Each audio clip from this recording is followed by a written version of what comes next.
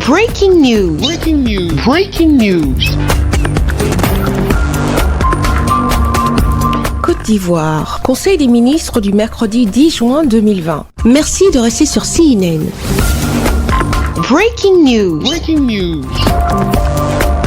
Le mercredi 10 juin 2020, un conseil de ministres s'est tenu de 10h à 13h45 au palais de la présidence de la République à Abidjan, dans son aspect prestigieux et mythique, présidé par son Excellence Alassane Ouattara, président de la République, chef de l'État. Un conseil qui, conformément à ses habitudes, n'a pas lésiné sur les moyens pour parler des mesures prises sur la vie de la nation. Le Conseil a adopté un décret portant ratification d'une convention de crédit d'un montant de 36,07 milliards de francs CFA, conclu le 28 mai 2020 entre l'Agence française de développement et la République de Côte d'Ivoire en vue du financement du projet d'achèvement des opérations de réhabilitation d'infrastructures de transport. Ce projet vise à améliorer les conditions de circulation des biens et des personnes entre les différentes régions du pays et à favoriser les échanges avec les pays limitrophes.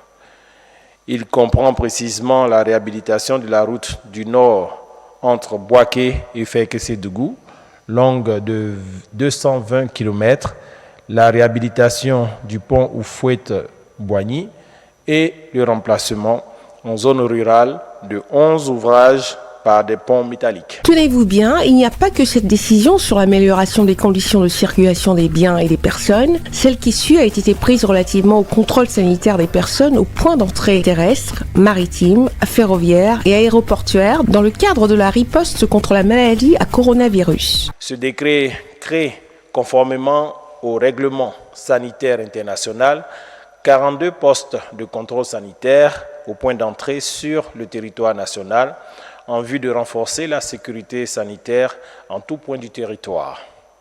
Ces points de contrôle, tenus par des agents de l'Institut national de l'hygiène publique, en liaison avec les forces de défense et de sécurité, constituent les premiers contacts à l'entrée et les derniers à la sortie du territoire national, de façon à protéger durablement les populations contre les menaces sanitaires sans entraver la libre circulation des biens et des personnes. Le Conseil des ministres a adopté une communication sur l'état d'exécution du programme social du gouvernement, PSCOUV, au 31 mars 2020. En dépit du contexte de crise liée à la COVID-19, le PSCOUV a notamment permis de réaliser l'électrification de 186 localités, le raccordement de 34 545 ménages grâce au fonds PEPT, la construction de 174 latrines écoles et de 3 438 latrines villageoises et de procéder au remplacement de 1 965 pompes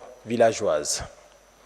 Au cours de cette même période, 404 213 personnes ont été enrôlées dans le cadre de la couverture maladie universelle.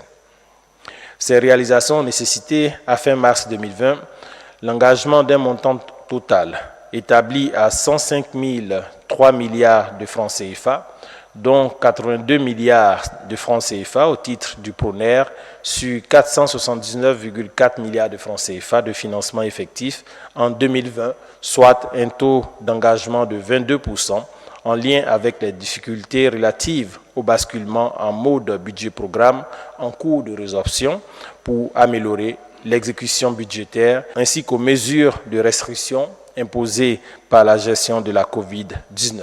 Avant la tombée du rideau, le Conseil a été informé de la tenue du prochain Conseil national de sécurité le jeudi 11 juin 2020. Merci d'être sur CNN, la télévision autrement. Les programmes se poursuivent. Retrouvez en ligne toute l'info en continu sur C-Web Info, 100% info non-stop.